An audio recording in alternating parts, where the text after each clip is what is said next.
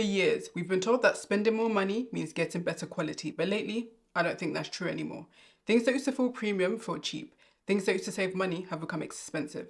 And some of the things we're spending the most money on are adding the least value to our lives. So today, I'm sharing 10 things no longer worth your money and what I do instead. Number one, fashion trends. I used to spend a lot of money on clothes that didn't reflect my actual lifestyle. If everyone on Instagram had it, I convinced myself I needed it too. But a few months later, those same clothes would be sitting unworn at the back of my wardrobe.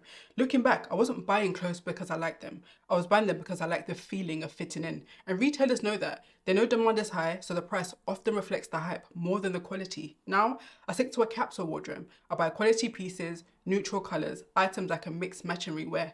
And before I buy anything, I ask myself, does this reflect my style and fit my actual lifestyle? If the answer is no, it stays in the shop because I'd rather have money for my real life than clothes to maintain an image. And once I stopped buying things to impress people, I realised there was another area where I was massively overpaying. Number two, food delivery apps. Food delivery used to solve a simple problem. You were tired or busy, you needed food quickly, and it was affordable. But now, it feels like a luxury service. The other day, I went to order my usual Chinese takeaway, got to check out, and had to do a double take. When the total came to almost £30, I thought, wait, that's the cost of a week's essential groceries. At that point, I had to be honest with myself. It wasn't worth it anymore. So now, I plan my meals, grocery shop once a week, and meal prep.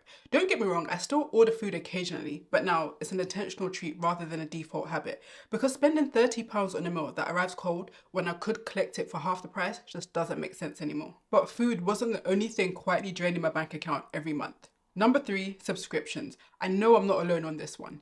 It feels like you need a subscription to have another subscription. You pay for Amazon Prime, then the movie you want is on MGM or Paramount. Then there's Netflix, Disney Plus, Apple TV. The problem is, subscriptions don't feel expensive. It's £5 here, £10 there, and before you know it, you're spending hundreds a year on platforms you barely use. So I had to make some changes. I went through every subscription and asked, am I actually using this? For most of them, the answer was no. I was only really watching YouTube and Netflix, so everything else got cancelled. And to be honest, I don't miss any of it. I have less money leaving my account each month and more free evenings to do something other than sit in front of the TV. But subscriptions aren't the only things becoming more expensive thanks to clever marketing. Number four, expensive self-care.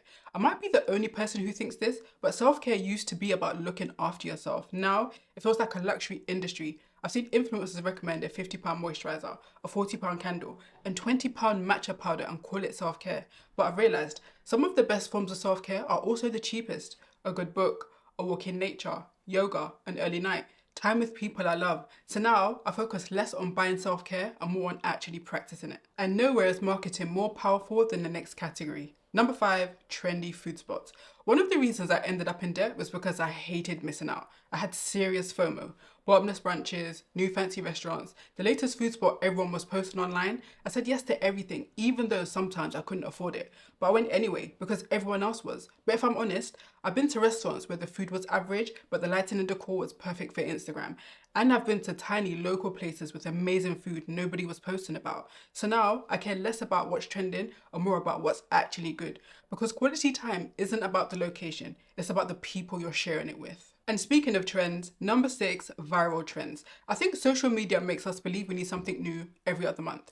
One week it's a Stanley Cup, the next is a planner, then it's a skincare product suddenly we can't live without. The message is always, buy it before you miss out. But here's what I've realised. If something is genuinely worth owning, I'll probably still want it in 30 days. So now I wait. And most of the time, the urge disappears. This has saved me so much money. And look, if something genuinely improves your life or solves a problem for you, buy it. But if the only reason you want it is because everyone else does, that's usually a sign you don't need it. But the next one is an industry that's become really good at convincing us we need things we probably don't.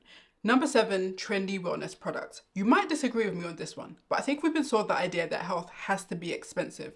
Protein, everything, collagen, peptides, supplements. And look, I'm not against supplements. I'm against paying premium prices for things that clever marketing convinced me I needed. For me, the biggest improvements came from eating mostly whole foods because they contain all the nutrients we really need, getting quality sleep, walking, exercising consistently. The basics aren't exciting, but they work.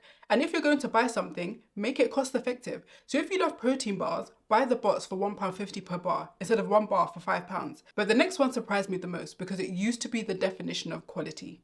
Number eight, luxury brands. Luxury used to feel luxurious. Premium fabrics, great craftsmanship, products designed to last. But lately, it feels like prices have gone up while quality has gone down. And it really makes me question what we're paying for. I bought a pair of Gucci loafers years ago, and if I'm honest, I loved how people reacted when I wore them. But they're still sitting in my wardrobe today, hardly worn, because eventually I realized I didn't buy them for me. I bought them for the version of me I wanted other people to see. Now, if I buy something expensive, it's because I genuinely love it, not because I'm hoping someone else will. Because these days, a high price tag doesn't automatically mean quality. And that led me to my biggest mindset shift of all. In fact, this next one actually helps me get out of debt.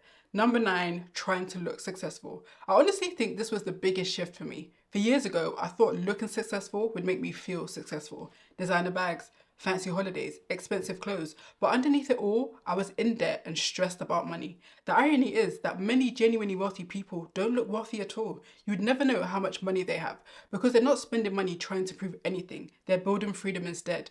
That's what real wealth is. It's invisible. It's the savings that provide security, the investment portfolio nobody sees. I spent years trying to look like someone who had money when I should have been focused on becoming someone who had money. Looking poorer was one of the smartest financial decisions I ever made because it freed me from caring what other people thought. And here's the funny thing. Once I stopped spending money trying to impress people, I had more money left for the things I genuinely cared about. Number 10, what actually feels worth the money. People sometimes think becoming better with money means never spending, but that's not true at all. I still enjoy spending money. I just spend it intentionally now on things I enjoy that actually add value to my life. Things like travel, books, theatre and ballet, experiences, time with people I love, and building my future. Because I learned something important. Money doesn't make you happy, but spending it in alignment with your values absolutely can. If I'm honest, this video isn't really about the things I stopped buying. It's about stopping the habit of spending money trying to impress people. Because the moment I started spending based on my own values instead of other people's expectations, everything changed. So I'd love to know, what's one thing you've stopped buying and you realized just wasn't worth the money anymore? And if you enjoyed this video, you'll probably like this one next on why looking poor is actually one of the best financial decisions you can ever make. If you enjoyed this video, give it a like and subscribe for more content like this. Thanks for watching, and I'll see you in the next one.